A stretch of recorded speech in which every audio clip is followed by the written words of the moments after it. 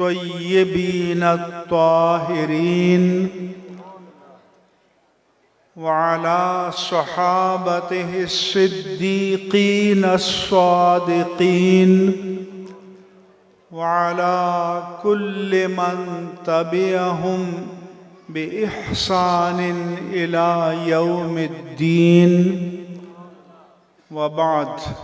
آستانہ عالیہ ہیبت پور شریف کے جد امجد والا حضرت خواجہ محمد یعقوب نقشبندی نور اللہ مرقدہم اور حضرت خواجہ میاں محمد جی نور اللہ مرقدہم اور حضرت علامہ محمد یار نور اللہ مرقدہم اور حضرت صاحبزادہ پروفیسر محمد احمد رحمہ اللہ تعالی اور حضرت وحید الحق صاحب رحمہ اللہ تعالی. سب سے پہلے میں دعا کرتا ہوں اللہ تبارک و تعالی ان تمام اصحاب فضل و فضیلت اکابر کا فیض ان کی اولاد امجاد پر، تمام مریدین، محبین، منسلکین، اہل السنہ والجماعہ اور تمام مسلمانوں پر تا قیامت جاری و ساری فرمائے. اللہ تبارک و تعالی ان کے درجات عالیہ کو اپنی بارگاہ میں اور بلند فرمائے. اس کے بعد صدر مجلس آستانہ عالیہ ہیبت پور شریف کے سجادہ نشین حضرت علامہ صاحبزادہ حامد رضا محسن ہیبت پوری دامت برکاتہم العالیہ اور حضرت صاحبزادہ محمد حسن رضا صاحب زید مجدہم، حضرت صاحبزادہ فداء الحق صاحب زید مجدہم، حضرت پروفیسر صاحبزادہ محمد اویس صاحب زید مجدہم اور حضرت صاحبزادہ محمد حسین صاحب زید مجدہم. اسٹیج پر موجود لائق صد احترامات و تکریمات حضرات علماء کرام، مشائخ اعظام اور اس آستانہ عالیہ کے وابستگان، اولاد امجاد، ہمارے خطبائے کرام،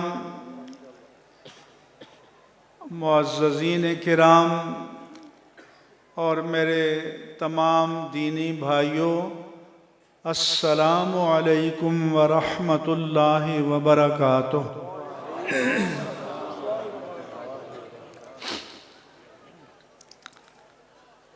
میں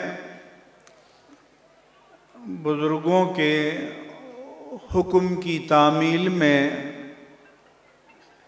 یہاں حاضر ہو گیا ہوں.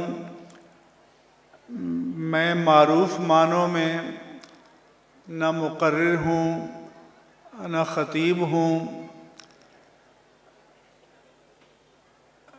میں چند گزارشات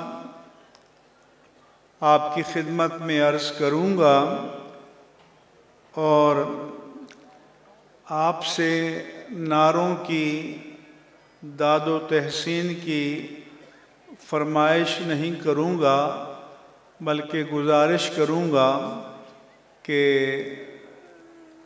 میری گزارشات کو آپ توجہ سے سماعت فرمائیں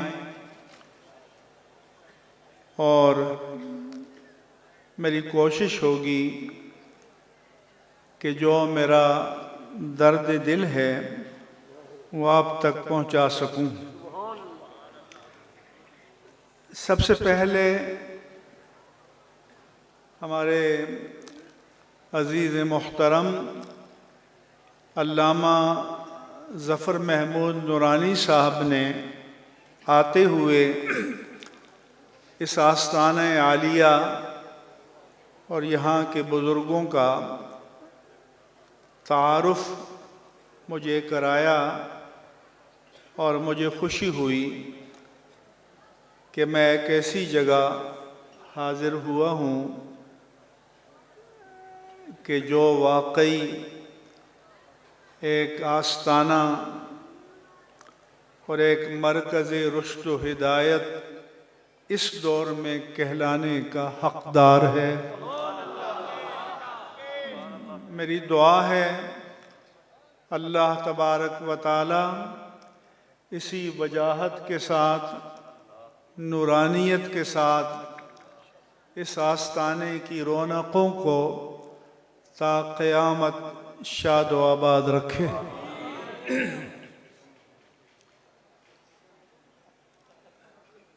میں سوچ رہا تھا کہ آپ سے کیا گفتگو کروں، تو یہاں کوئی ایک فرلانگ کے فاصلے پر میں آیا تو میرے ذہن میں اللہ نے ڈالا کہ میں آپ سے اسلام کے تصور بیعت کے بارے میں چند گزارشات پیش کروں۔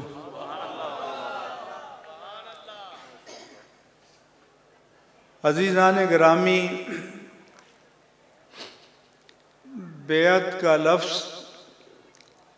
یہ جو آپ کے ہاں سیل ڈیڈ ہوتی ہے، بے نامہ ہوتا ہے، ہماری فقہ میں اس کو اسماء ازداد کہتے ہیں اور کتاب البیوع ہوتی ہے فقہ کی کتابوں میں، جس کے معنی ہیں خرید و فروخت کے مسائل۔ یعنی اس کا اطلاق خرید پر بھی ہوتا ہے، فروخت پر بھی ہوتا ہے۔ اس کے مقابلے میں خرید کے لیے شراء کا لفظ ہے،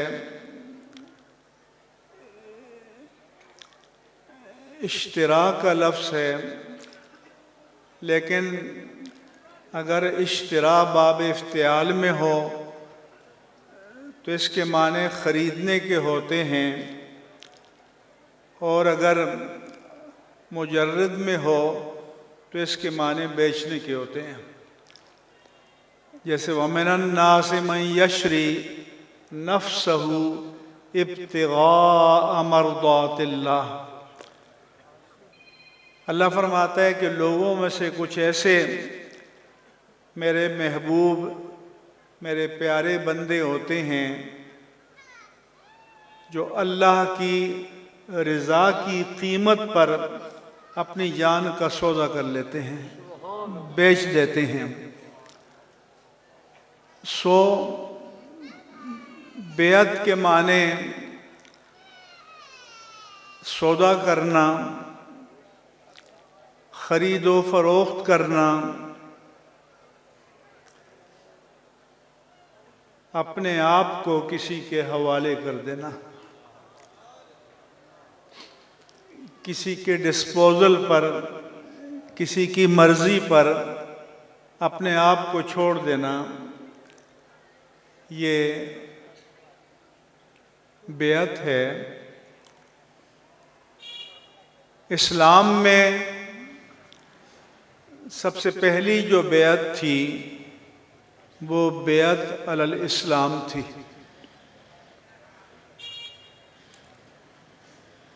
یعنی جب آفتاب نبوت طلوع ہوا، اعلان نبوت ہوا، تو لوگ آئے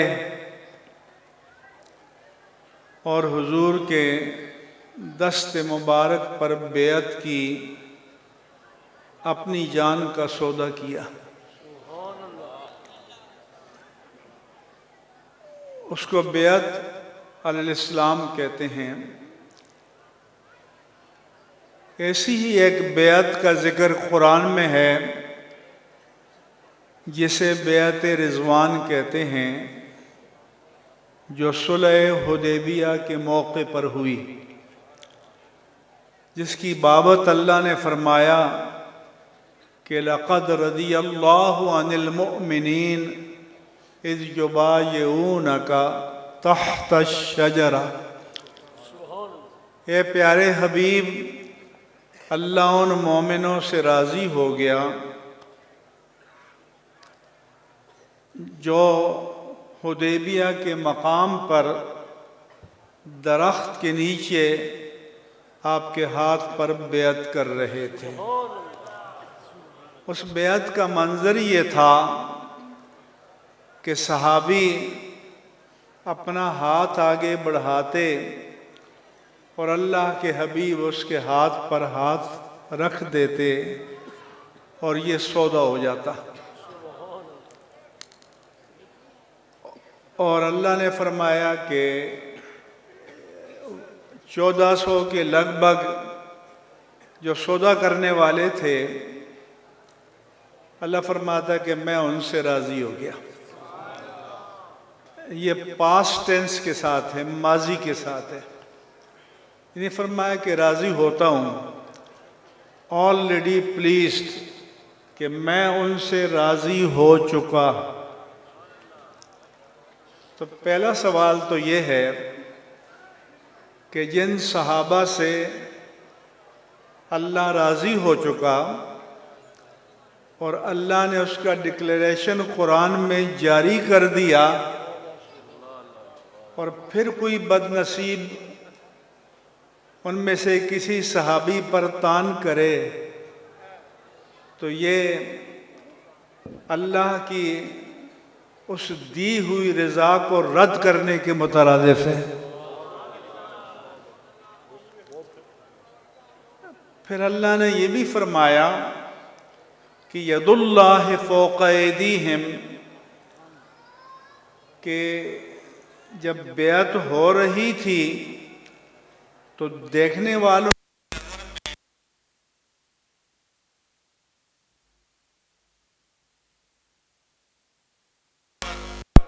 تو ید مصطفیٰ تھا، لیکن اللہ فرماتا ہے کہ در حقیقت وہ ید خدا تھا۔ ان کے ہاتھوں پر اللہ کا ہاتھ تھا۔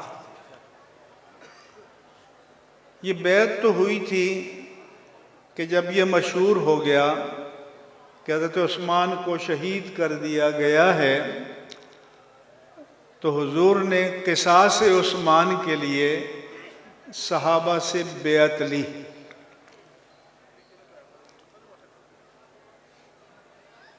ایک مرتبہ ایک خارجی نے کہا حضرت عبداللہ بن عمر سے کہ بیعت رضوان والوں کا کیا حکم ہے؟ تو انہوں نے بتایا کہ ان کو تو اللہ نے اپنی رضامندی کی سند دے دی ہے، ان کے مقدر کا تو کیا کہنا۔ اس نے پوچھا کہ کیا عثمان نے بھی بیعت کی تھی؟ تو انہوں نے کہا کہ نہیں۔ تو اس نے بغلیں بجائیں کہ عثمان اس اعزاز میں شامل نہیں تھے۔ تو عبداللہ بن عمر رضی اللہ عنہ نے فرمایا کہ ادھر آؤ، ذرا سنو جب ساری بیعتیں ہو چکی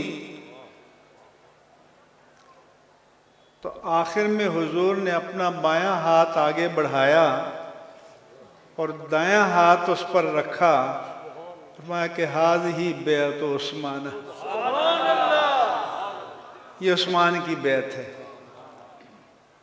تو عبداللہ بن عمر نے فرمایا کہ جو حاضر تھے ان کی بیعت کا بھی بڑا مقام ہے، لیکن جو غائب تھا اس کی بیعت ان سب پر بھاری تھی۔ کیوں کہ ید عثمان ید رسول اللہ صلی اللہ علیہ وسلم لعثمان خیر من یدہ لنفسہ، کہ ہر صحابی نے بیعت کے لیے اپنا ہاتھ بڑھایا اور عثمان کی بیعت کے لیے مصطفیٰ کا ہاتھ بڑھا۔ تو ساری کائنات کے ہاتھوں کو جوڑ ملا دیا جائے تو مصطفیٰ کے ہاتھوں کے برابر ہو سکتے ہیں؟ وہ ید مصطفیٰ جسے قرآن ید اللہ کہے۔ اور یہاں ایک اور سوال کا جواب بھی مل گیا کہ کچھ لوگ کہتے ہیں کہ تم کہتے ہو کہ نبی کو تو ہر بات کا پتہ ہوتا ہے، اور بیعت تو عثمان کے قصاص کے لیے جا رہی تھی کہ شہید کر دیا گیا، تو کیا نبی کو پتہ نہیں تھا؟ ان کو پتہ ہی نہیں چلا؟ تو ان کو جواب دیا، اگر نبی کو حیات عثمان کا پتہ نہ ہوتا تو بیعت مردوں کی تو نہیں لی جاتی، زندوں کی لی جاتی ہے۔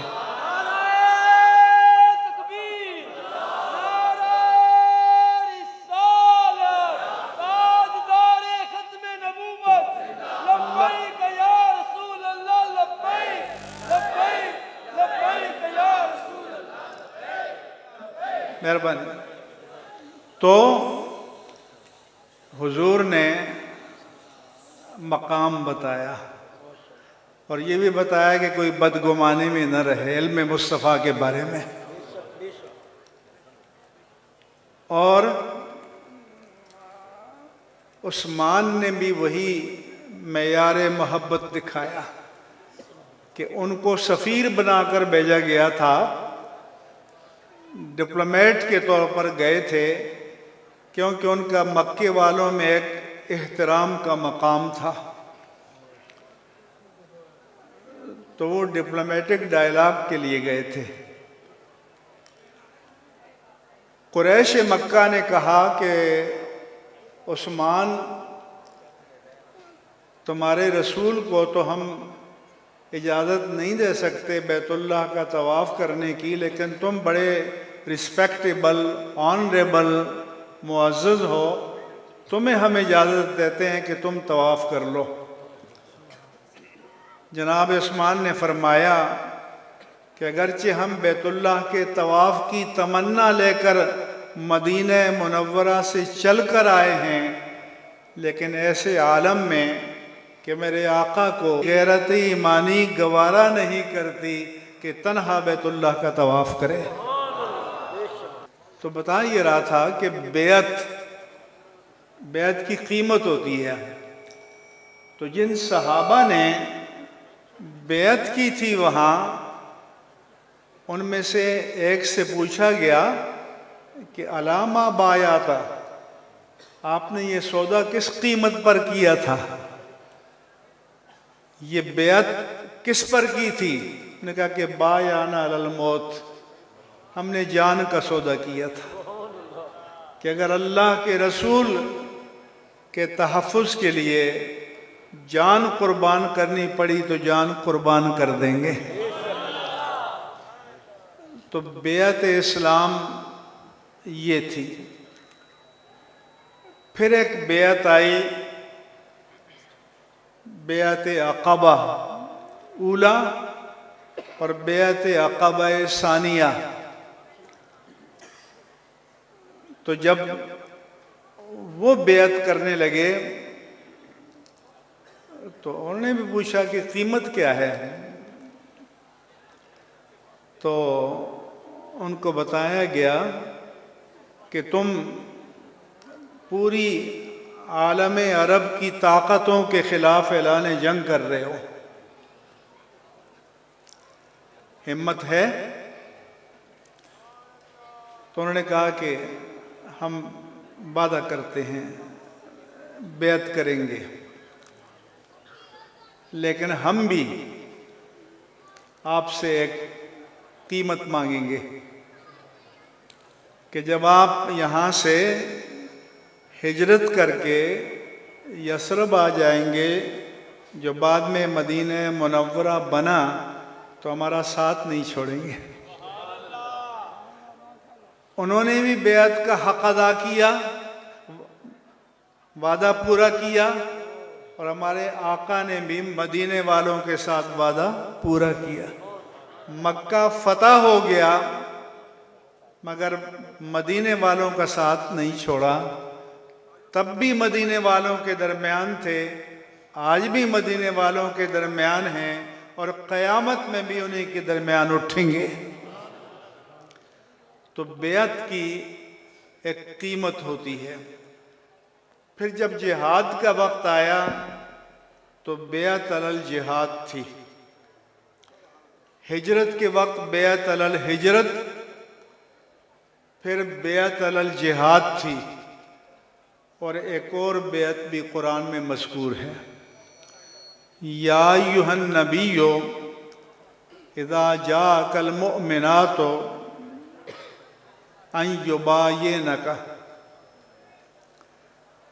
اے نبی اگر آپ کے پاس مومنات صحابیات آئیں آپ کی بیعت کرنے کے لیے، لیکن یہ آج کل کی طرح بیعت نہیں ہے کہ بھئی ہاتھ میں ہاتھ دیا اور چل پڑے۔ وہاں بھی بتایا کہ سودا کسی بات پر ہوتا ہے، سودا آنکھیں بند کر کے نہیں ہوتا۔ آپ ان کے سامنے ایجنڈا پیش کریں، منشور پیش کریں صحابیات کے آگے، اللہ یشرکن باللہ، کہ اللہ کے ساتھ کسی کو شریک نہیں ٹھہرائیں گی، ولا یسرقن، چوری نہیں کریں گی، ولا یزنین،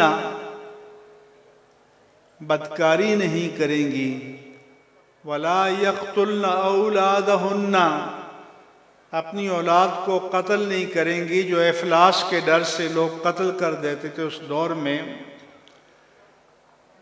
وَلَا يَأْتِينَ بِبُهْتَانٍ يَفْتَرِينَهُ بَيْنَ أَيْدِيهِنَّ وَأَرْجُلِهِنَّ، اور دوسروں پر بہتان ترازی نہیں کریں گی، خود گڑ کر افترا۔ اور آخری شرط وَلَا يَعْصِينَكَ فِي مَعْرُوفٍ، اور نیک کاموں میں آپ کی نافرمانی نہیں کریں گی۔ اگر ان صحابیات کو یہ 6 شرطیں، کہتے ہیں نا کہ TOR ٹرمز آف ریفرنس، تو یہ ایجنڈا پیش کر دیں، اگر قبول ہو تو فبایعہن، ان کی بیعت قبول کر لیجئے۔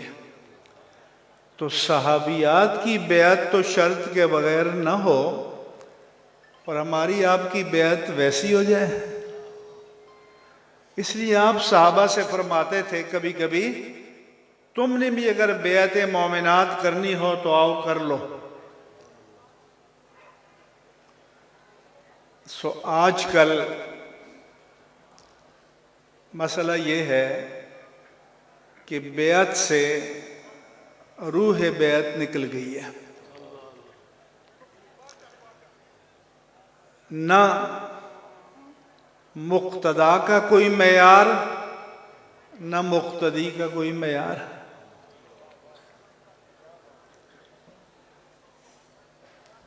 ہر ایک کے لیے کوالیفیکیشن، چپڑاسی کے لیے کوئی تعلیم چاہیے، کلرک کے لیے کوئی کوالیفیکیشن چاہیے،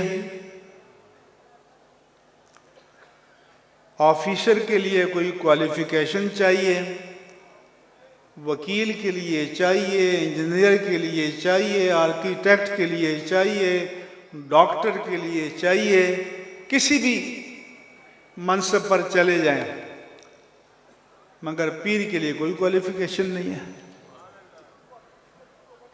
یہ شہزادہ ہے، میرزادہ ہے، پیرزادہ ہے، صاحبزادہ ہے، بس کافی ہے۔ تو آپ کا دماغ قبول کرتا ہے اس کو؟ جواب دو کہ چپڑاسی کے لیے کوالیفیکیشن اور پیر کے لیے کوئی کوالیفیکیشن نہیں، لہذا پیر بھی فارغ ہو گئے۔ ہمارے شاہ محمود قریشی صاحب بھی سال میں ایک دن پگڑی پہن کے مریدوں کو جنت چھوڑاتے۔ وہیں سید یوسف رضا گیلانی بھی ہیں، فیصل صالح حیات بھی ہیں، کہ ماڑی سے چلیں خیبر تک، واگا سے چلیں چمن تک۔ تو یہ پیری مریدی یہ کیا ہے بھائی؟ یعنی چلو ہم اندر تو نہیں جھانک سکتے، لیکن چہرہ تو نظر آتا ہے، کیا وہ رخ مصطفیٰ کے مطابق ہے؟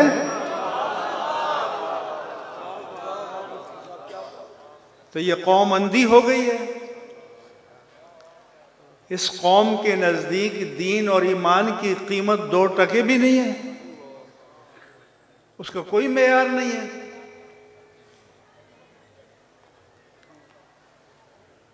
اس لیے میں کہتا ہوں کہ 5 مرلے کا پلاٹ خریدنے جاؤ تو اتنے بڑے مجمع میں ایک آدمی بھی نہیں ہوگا جو کہہ دے کہ میں پہلی دکان پر ڈھیر ہو گیا تھا۔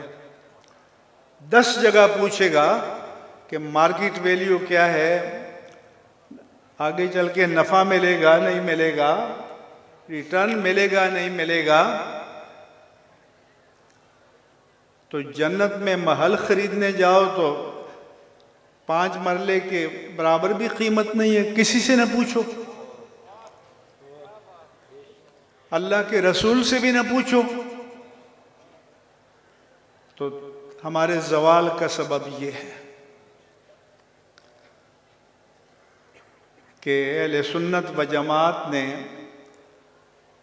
اس پیری مریدیوں کو ایک تماشا بنا دیا، ڈرامہ بنا دیا، لہذا علم چلا گیا، تقوی چلا گیا، صورت مصطفیٰ چلی گئی، سیرت مصطفیٰ چلی گئی، کردار چلا گیا، اور ہمارے حضرت، ہمارے شیخ، ہمارے میر، ہمارے پیر وہ خود بھی اس طرف جا رہے ہیں نہیں جا رہے؟ تو یہ ہمارے زوال کا سبب ہے۔ اور ایک ٹرائیکا ہے مثلث تکون آج کل، ایک تو سجادہ نشین ہے، مارکیٹنگ ایجنٹ جو ہیں وہ وقت کا خطیب ہے اور نعت خواں ہے۔ تو میں ایک جگہ گیا، میں نے کہا کہ خطیب محترم نے شان ولایت بیان کی، مقام ولایت بیان کیا، کرامات ولایت بیان کی، نسبت کے فضائل بیان کیے، اور اپنی فیس لی اور چل دیا۔ یہ نہیں بتایا کہ یہ جو میں بیان کر رہا ہوں یہ اس بابا جان کے ہیں جو قبر میں لیٹے ہوئے ہیں، یہ کلین شیو سرکار جو یہاں بیٹھی ہے ان کے نہیں ہیں۔ کسی نے بتایا؟ مجھے بتا دو ایک آدمی نے۔ اس قوم کی رہنمائی کی ہے؟ علماء کی کوئی ذمہ داری ہے؟ یہ صرف مارکیٹنگ ہے۔ میں کہتا ہوں ہارورڈ یونیورسٹی کے MBA مارکیٹنگ کیا مارکیٹنگ کرتے ہوں گے جو یہ کرتے ہیں، نوٹوں کے عوض۔ تو اس لیے مجھے جب یہ صورتیں نظر آتی ہیں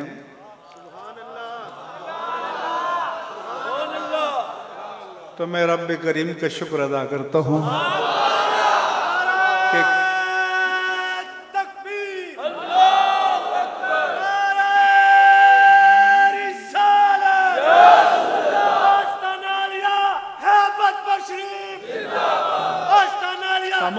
خاموش کہ کچھ آثار تو باقی ہیں اور یہ سارے علماء پکڑے جائیں گے. اللہ کے رسول نے فرمایا ان اللہ لا ينتزع العلم انتزاعا بین الناس.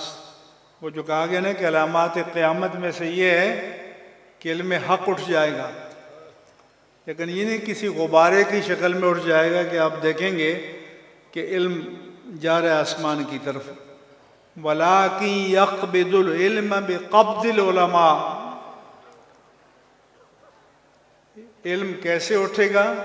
جب علماء ربانیین اٹھتے چلے جائیں گے، علماء حق اٹھتے چلے جائیں گے، ان کے جانشین نہیں ملیں گے.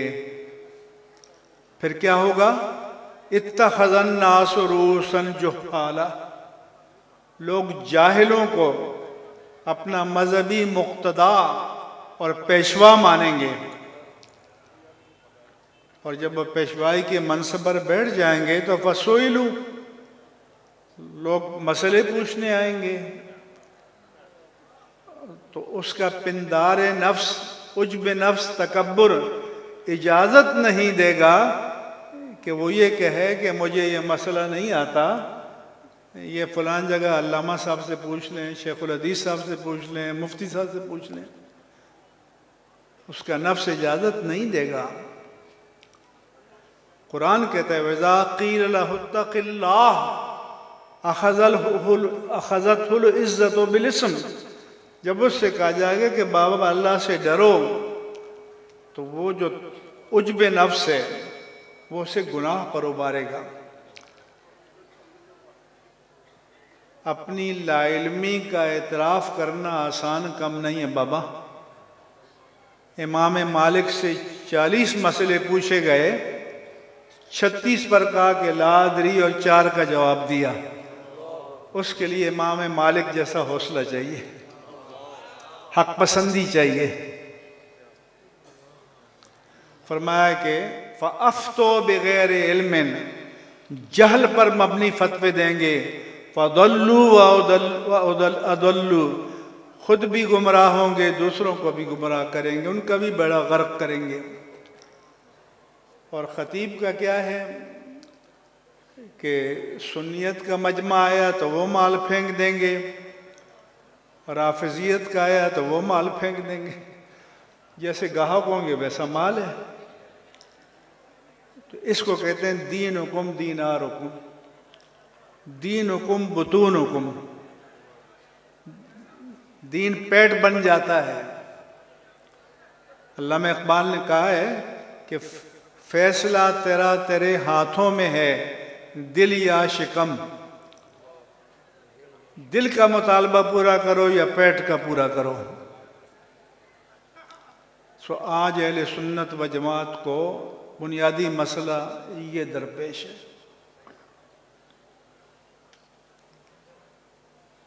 کیوں؟ کہ یہ آستانے تو علم کا مرکز تھے، تعلیم کا مرکز تھے، تربیت کا مرکز تھے. تو اگر یہ نہیں ہے تو پھر بیعت کے کیا معنی؟ کس بات کا سودا کیا آپ نے؟ وہ ہمارے امیر المجاہدین علامہ خادم حسین رضوی، باتیں سنو ٹائم نہیں ہے، رحمہ اللہ تعالی سے مجھے کسی چینل نے کہا کہ حضرت پیر خواجہ صادق سلطانی صاحب کا وصال ہوا تھا، ان کے بارے میں بات کرنی ہے. تو مجھے معلومات نہیں تھی. میں نے پوچھا کہ بھئی کون ہے، تو بتایا کہ علامہ خادم حسین رضوی وہاں کے مرید ہیں. تو ان سے میں نے پوچھا کہ وہ کچھ مجھے تعارف بتائیں تاکہ میں میڈیا والوں کے سامنے بیان کروں۔ انہوں نے پھر ان کا تعارف بیان کیا اور کہا کہ مولانا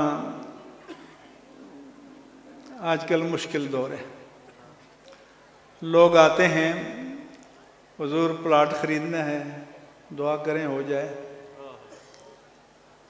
امریکہ، برطانیہ، یورپ کا ویزا چاہیے، کینیڈا، آسٹریلیا کا ویزا چاہیے، دعا فرمائیں،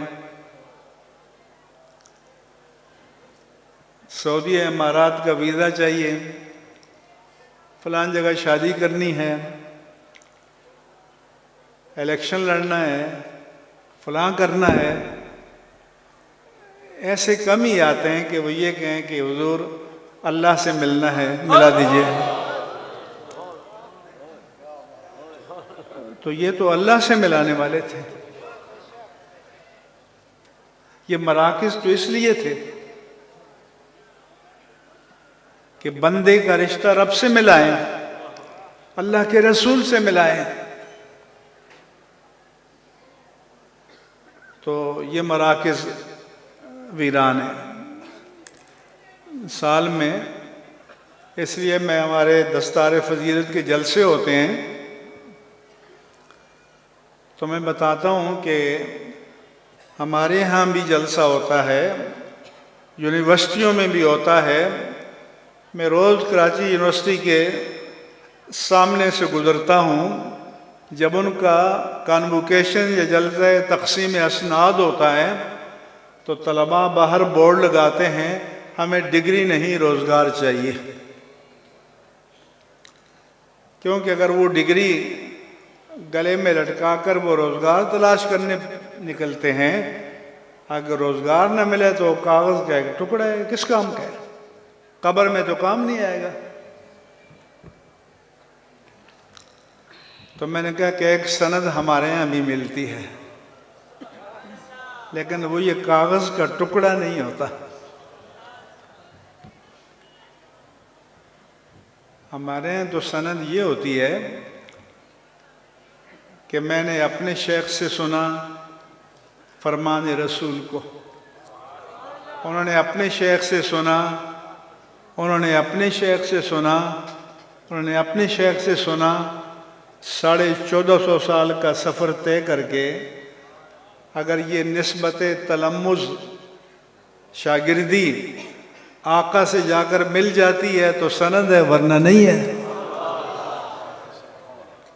تو وہ سند روزی کے لیے کام آتی ہے، یہ قبر میں بھی کام آئے گی اور آخرت میں بھی کام آئے گی۔